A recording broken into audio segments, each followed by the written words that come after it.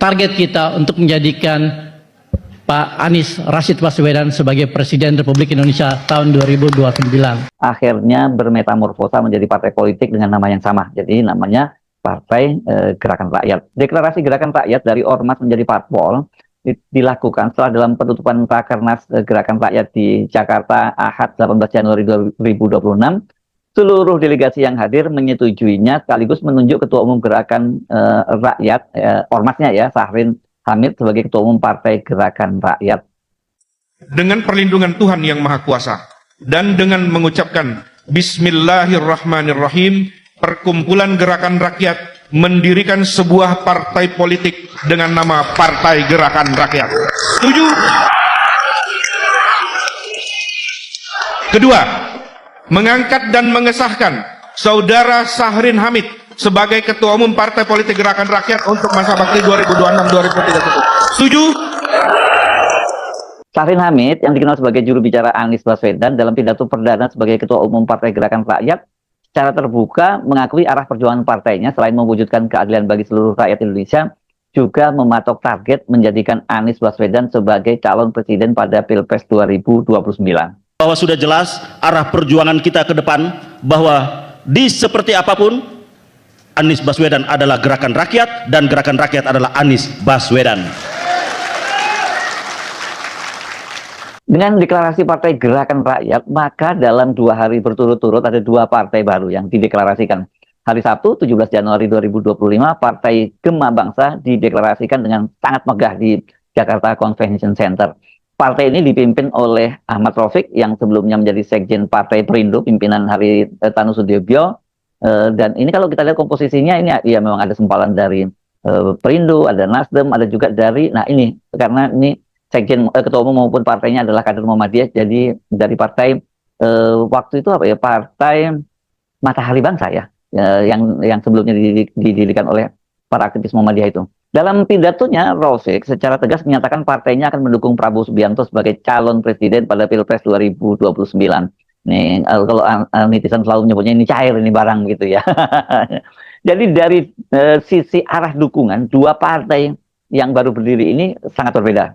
Yang satu mengusung Anies, dan satunya lagi mengusung atau tepatnya mendukung Prabowo kembali menjadi presiden pada Pilpres 2029.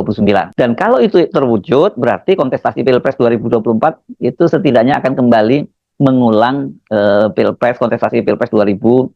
Pada saat itu kan Anies yang berpasangan dengan Muhaimin juga berhadapan dengan Prabowo yang berpasangan dengan Gibran, dan satu lagi adalah pasangan Ganjar Pranowo dengan Mahfud MD. Tapi ini kalau kita perkirakan pada Pilpres 2029 ini akan rame ya, karena Mahkamah Konstitusi kan memutuskan dihilangkan presidensial threshold itu atau ambang batas pencalonan presiden. Secara timing sesungguhnya pendirian Partai Gerakan Rakyat ini sangat tepat, apalagi kalau dikaitkan dengan skenario mereka akan mengajukan kembali Anies sebagai calon presiden. Mahkamah Konstitusi seperti saya sebutkan sebelumnya itu telah memutuskan agar pemerintah dan DPR itu menurunkan ambang batas baik parliamentary threshold maupun presidensial threshold. Kalau parliamentary threshold ini untuk partai-partai bisa lolos ke parlemen itu dipatok pada waktu itu 4%. Ya, ini tujuannya nanti agar pemilu 2029 itu dapat mewujudkan keterwakilan yang lebih adil dan proporsional dengan potensi angka baru atau penerapan basis daerah pemilihan dapil agar tidak banyak suara yang terbuang. Ini kan memang kalau dengan ambang batas itu banyak sekali caleg-caleg yang perolehan suaranya mencukupi untuk masuk parlemen, bahkan suara yang sangat besar. Ini mereka nggak bisa masuk parlemen karena partainya tidak masuk parlemen. Ini untuk pemerintah pusat ya. Di daerah nggak ada masalah, di DPRD 1 dan DPRD 2. Nah, ini kan suara-suara rakyat yang jumlahnya cukup banyak itu ya terbuang percuma saja gitu ya. Memang tidak disebutkan berapa besar nanti parliamentary threshold-nya. Yang jelas pokoknya harus di bawah 4%. Ambang batas itu memang membuat sejumlah partai, terutama partai baru, tidak lolos parliamentary threshold ya pada pemilu 2024 yang lalu. Salah satunya adalah Partai Solidaritas Indonesia yang dipimpin oleh Kaisang, anak Jokowi lagi. Udah didukung oleh bapaknya, didukung aparat saat itu, dan itu waktu itu kan karena Jokowi masih menjadi presiden. PSI itu hanya memperoleh suara sekitar 4.260.000 dan itu secara persentase hanya mencapai 2,806%. Ya nggak sampai 3%. Bahkan partai yang pernah di parlemen dan merupakan salah satu partai tertua di era fusi partai, yang ini bersama PDI dan Golkar, yakni P3, itu tidak lolos ambang batas karena hanya memperoleh suara 5.878.000. Ini angkanya nyaris 4%, 3,87%. Tapi tetap saja nggak lolos. Jadi suara-suara tadi itu ya, suara 4 juta milik PSI, suara 5 juta dari 5,8 dari P3 kalau digabungkan saja itu udah 10 juta, ditambah partai-partai lain yang tidak lolos parliamentary threshold itu gede banget ya suara atau hak rakyat itu yang kemudian tidak terrepresentasikan di parlemen. Jadi artinya bagi partai-partai baru relatif ringan bila lolos parlemen dan untuk syarat masuk parlemen, dan mereka itu bisa mengusung calon presiden sendiri. Kedua, berkaitan dengan pemilihan presiden itu Mahkamah Konstitusi juga memutuskan menghapus ambang batas presiden alias nol nih presidensial threshold-nya ya. Dari sebelumnya perolehan kursi atau gabungan parpol 20%, ini kalau untuk mengajukan calon presiden sendiri ya. Ini partai yang punya suara 20% bisa maju sendiri seperti PDIP. Ya kalau nggak bergabung itu 20% kursi di parlemen atau perolehan suaranya total itu 25%. Sekarang ini dihapus itu. Jadi dipastikan nanti akan lebih banyak calon presidennya yang maju ya.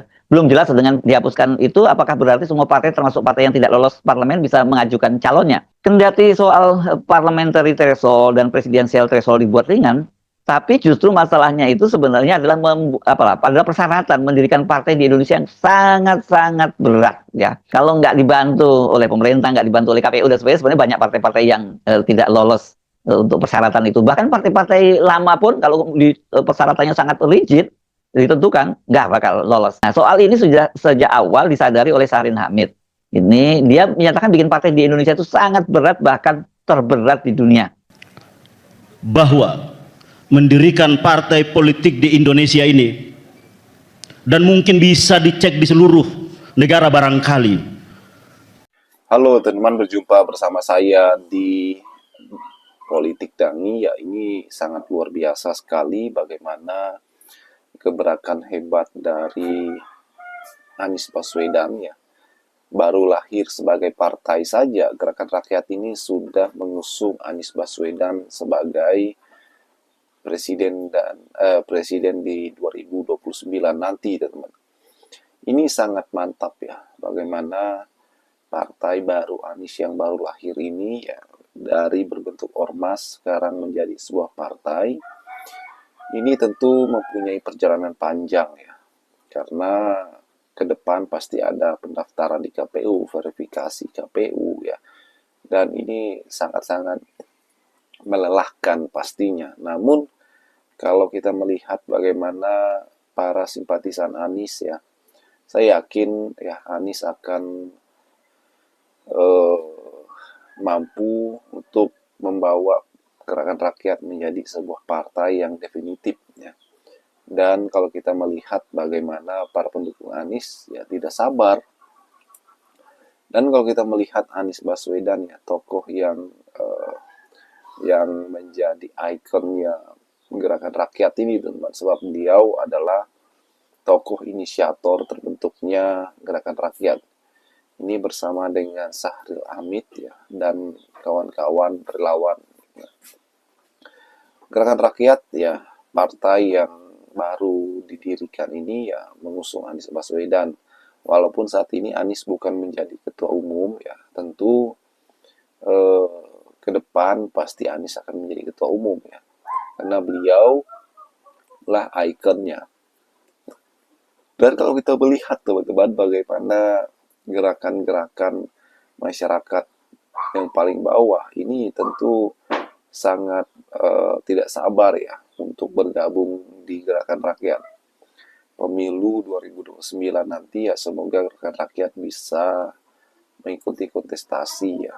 Apalagi ini kontestasi yang sangat bebas. 2029 nanti siapapun bisa mengikuti pemilu, teman-teman. Bebasnya adalah ketika presiden threshold itu sudah dihapus ya. Dan siapapun bisa mencalonkan calonnya sendiri sebagai capres ataupun cawapres ya.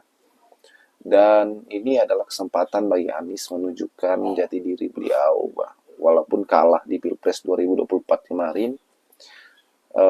Apakah ini akan menjadi sebuah kesempatan bagi Anies ya untuk ikut lagi ya, dan dapat mengalahkan Pak Prabowo sebagai petahana ya kan.